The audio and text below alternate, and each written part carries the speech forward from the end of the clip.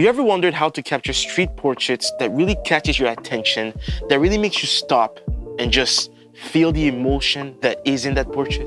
Well, keep watching this video because today I'm going to show you the secret. Yes, I'm going to show you how I capture stunning street portraits every time with strangers, people that I don't even know. Welcome back. My name is Samuel. This is Human Photographs. If you're new here and you like photography video, please hit that subscribe button.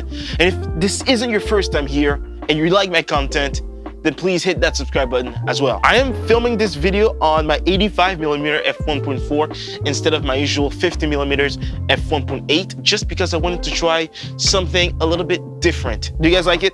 Yes? No? Let me know in the comments. Anyway, let's get into the video. Okay, when you're doing street photography, you kind of have to build confidence in yourself before you approach strangers. One of the reasons why I do street photography, right, is to give people confidence in themselves, in their looks, the way they look, the way they dress, the way they feel. But if I'm not confident in myself, in my skills as a photographer, it'll come through, right? And if I'm trying to take portraits, since I'm not confident, then the portraits aren't gonna be the best that they can be. So your mindset is really important. The fear of rejection.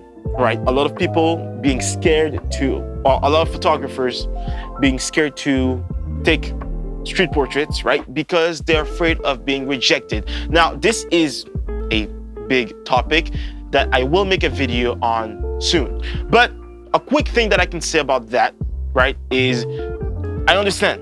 I also had this fear of being rejected. But what you gotta keep in mind is that if someone says no, it's not personal. Don't take it personally. And also, don't let it discourage you. Just see it as a step closer to the next person saying yes. So if you approach someone and you have a good approach and they say no, it's fine. Don't take it personally. Just move on to the next person. Really, it's just a part of the journey and it's normal. But if you really get a lot of no's, maybe the problem is with your approach. Now, I have made a video on how to approach strangers. I will link that in the description, how to approach them to take their photos. But you have to make sure that you're approaching nicely, you're smiling, you're not, frowning like this, right?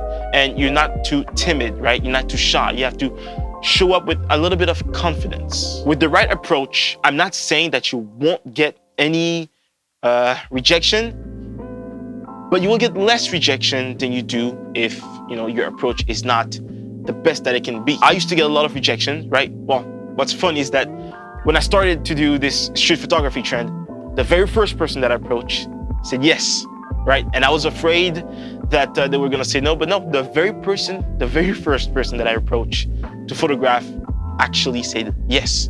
And, that made me feel a little bit more confident, right? I understand that not everybody's gonna have the same anecdote, right? The same experience. But if it's not the first person, it might be the second, the third, or even the fifth person that says yes, right? But just don't give up. It's part of the journey.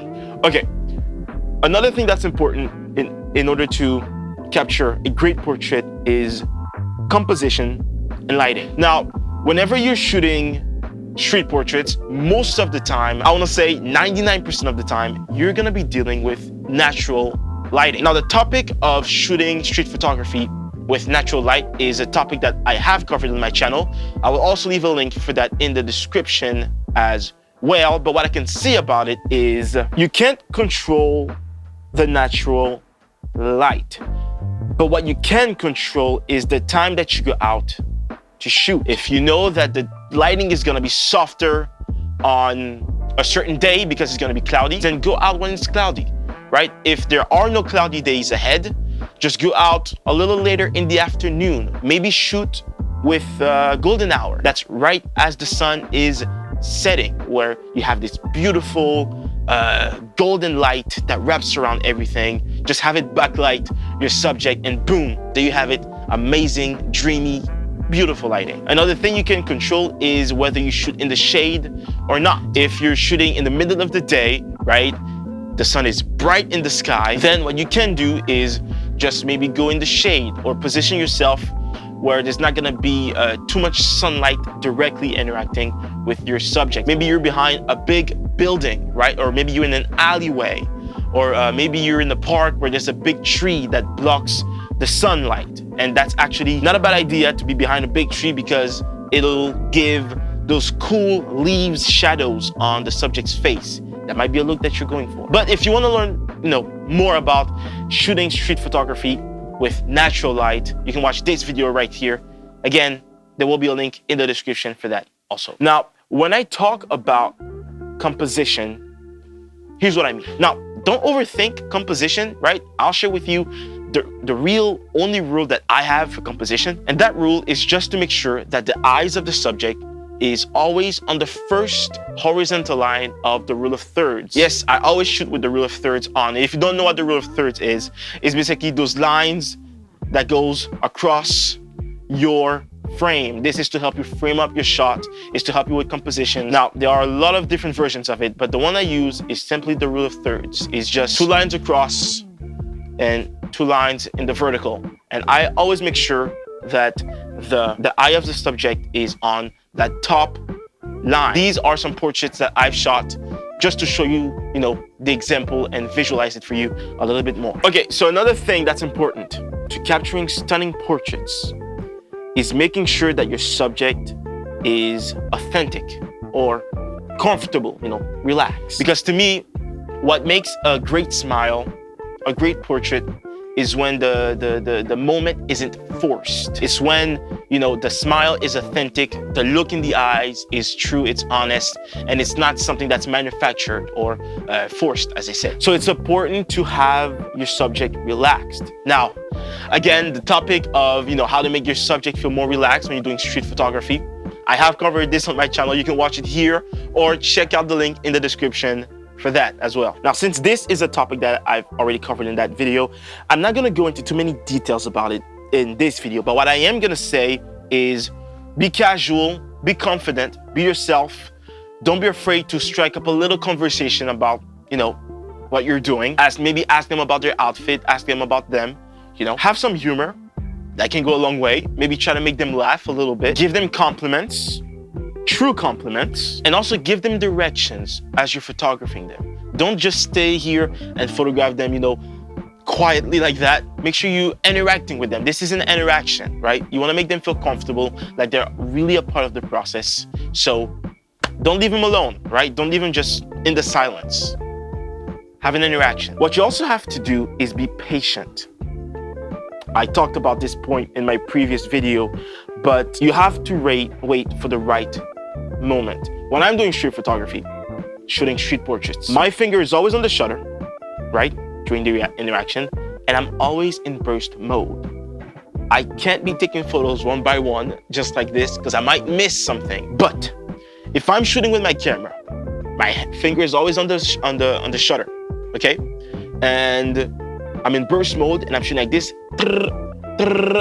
I'm getting all the little details, all the little smiles, all the little facial movements. I'm getting all of that in those few seconds. It's important to always be ready and always be in burst mode if your camera can. Now, I think nowadays, most cameras can. By the way, if you are wondering what camera I'm shooting with, I think I'll make a gear video soon. So stay tuned for that. So yeah, I'm always shooting in burst mode because I can't miss any moment. Street photography, it goes by like this, right?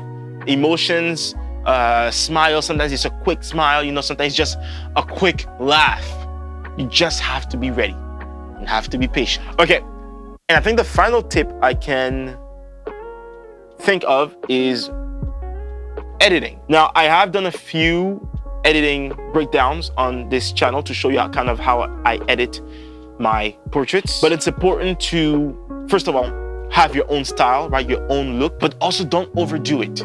You can have a great portrait, but if the editing is bad, if it's distracting, then it's not good. You don't want the editing or the color grading to distract from the face, from the smile, from the look in the eyes. You want to use editing to enhance the portrait, right? Not to ruin it. So just be careful how you use editing. And if you want to know how I edit my portraits, there will be a link in the notes, well, in the description for that. So if I had to recap everything in this video into a few points as to how to create or to capture stunning portraits, it would be to focus on your confidence, composition, emotion, and editing. At the end of the day, it's all about connecting with people, and telling their stories. Now, this video was all about how I capture stunning portraits when I'm doing street photography. There is another side to it, right? On how to capture the real emotions of people, or how to make real emotions stand out. If you want to learn how to do that, how to capture real emotions, you can watch this video right here where I talk all about it. And you can click here also to subscribe. Thank you so much for watching this video. I really appreciate it.